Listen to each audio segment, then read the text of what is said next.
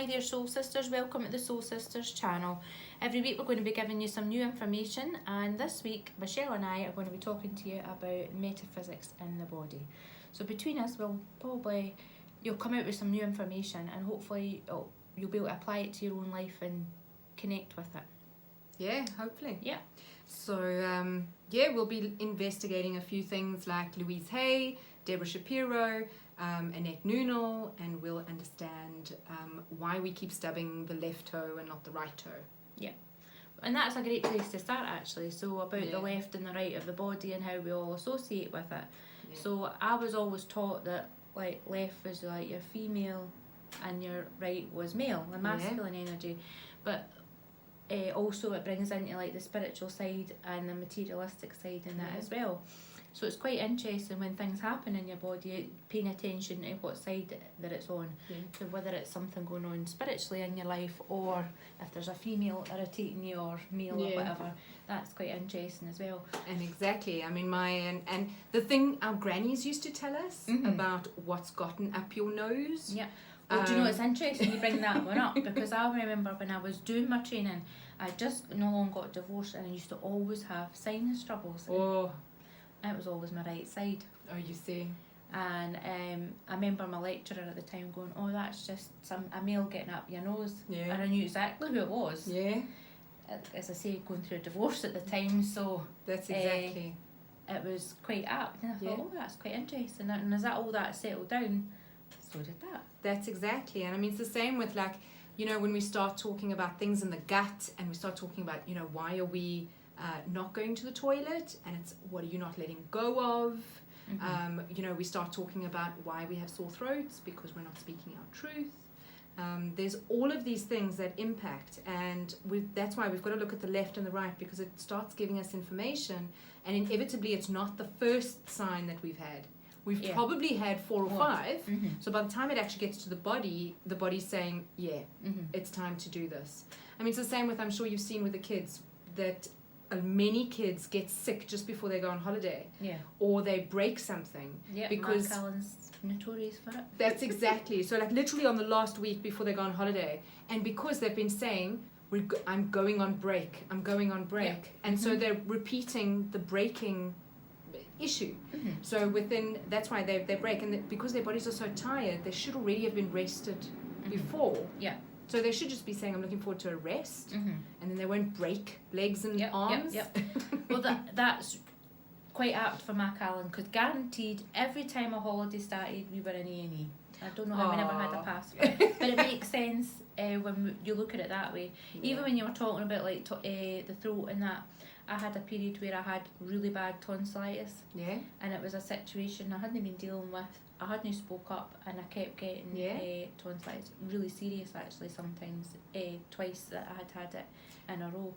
But when I dealt with it, I have not had tonsillitis since, and that's... Well, the funny thing that I'd also seen with tonsillitis is there was a colleague of mine that I used to work with in South Africa, and he'd come in, and it was like a Wednesday.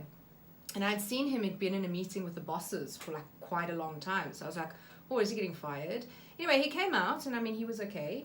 And he went home. It was like late in the afternoon, so he'd been home. The next morning he walked in, his throat was like double the size, and he couldn't speak. So I said to him, what's going on? You were fine yesterday. And he couldn't speak, so he was like that. He was talking like that. So I said, well, what happened? He said... No, he's got tonsillitis. I said, but good God, man, it's been like minutes. Like, you weren't sick yesterday. So I quickly investigated the metaphysics of tonsillitis. There's a few reasons, but one of them in particular, I had shown him the computer screen. I said, does that resonate with you? He nearly fell off his chair, because he was like, that's exactly what's happened. So I read it quickly with him, and what had come out is that he had been promoted. And but he was given the title but not the money, right? And so he was really happy and excited to be getting this promotion, but because he wasn't getting the money and he never spoke up about it, he had the instant tonsillitis. It was incredible. And look, by the following day, once he'd acknowledged it, he was fine. It was, but these are very simple ways where we can understand what's going on in the body because it's actually our environment. Yeah, and that, I think that's really good when you start to then pinpoint what's going on and you recognise it to the emotion, then you can deal with it and it can shift and change and move. Because even my finger was a topic of discussion. I have one finger where the skin is like really dry and rough and sore and just not working, and it was interesting when we looked into it. It was all about like stuck creativity and that, and I was feeling a bit stuck with moving forward and different things with writing and being creative. Yeah, can't get that book out just yet. Well, it's coming. My finger's getting a little bit better now. Oh, Started good. writing. Good. The book's coming. The book's So coming. it's starting to flow. Yeah. Mm-hmm. Yeah. Other issues? What else have you been feeling this week? This week, not too bad. Not too bad. Yeah. What have I had?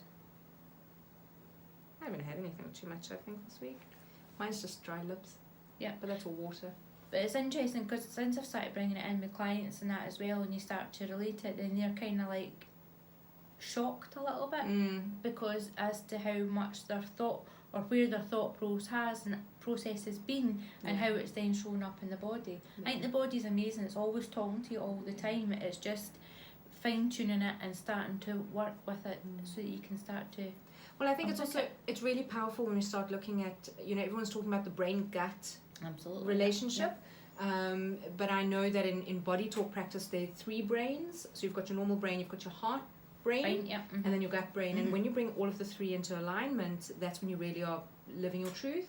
But that's why the gut becomes, I always think of the gut as a farm. And, we've got to have all the animals, living together nicely. And, this is why when our grandmother said, what are you not letting go of? Or we've got so many gut issues, and the gut's also related to sinus as well, right? Because everything has to flow through the stomach. It's always really interesting. I always remember one time, like I do colonics and that as well, so it was interesting. I had a client and they had really bad bother with constipation and that, and I just made a kind of normal kind of chit-chatty kind of comment about have you been on holiday, but this actually triggered off something quite emotional inside them, and it was because they had a period where they'd lost both parents within the month of one another. Oh wow. And it began with the colonic was working. There was it was more sort of gas and just the water going in, but there wasn't so much waste coming away. But see, when they had the emotional release, they let it go. They literally let it go, and the waste that came out was phenomenal, and they felt so much better having the emotional release and the physical, and it just shifted everything, and it was actually quite amazing. That was when I probably first started to kind of notice and piece things together, like how your brain and your gut and how the emotions and everything kind of affect you, because also with your gut there's a lot of resentment behold there, and we don't realise actually how much resentment behold in the gut. And also parents. So your colon specifically is related to parents. So it's parent relationship. And again, if you tie that in with your sacral chakra, it's your creativity. It's your, it's one above survival. So it's as soon as we start having our relationships, this is where, because we're now surviving, we're past our root chakra, but now once we're surviving, we're now ready for these relationships. And our first relationships are with our parents, right? So hence why all of that just lives all in the gut, and it's all in the colon. And if that's not clean, we're not letting go, that stuff can live with us for years. And you don't and you can't have it because it's really toxic. You're here for your own life, so you've got to look after your yourself. Let it go. Anything else you kind of feel you want to maybe touch base on, Mel? Oh, there's so much. We could probably talk about this for days. So so I'd say, I think we're going to be doing this once a week. So, maybe you guys could give us your comments and tell us what you want to hear about. What is your biggest issue that you have at the moment?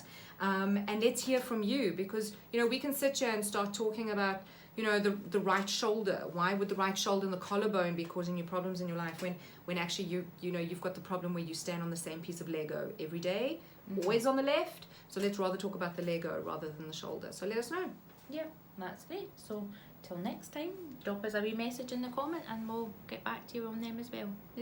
Right, thank you. Bye. Bye.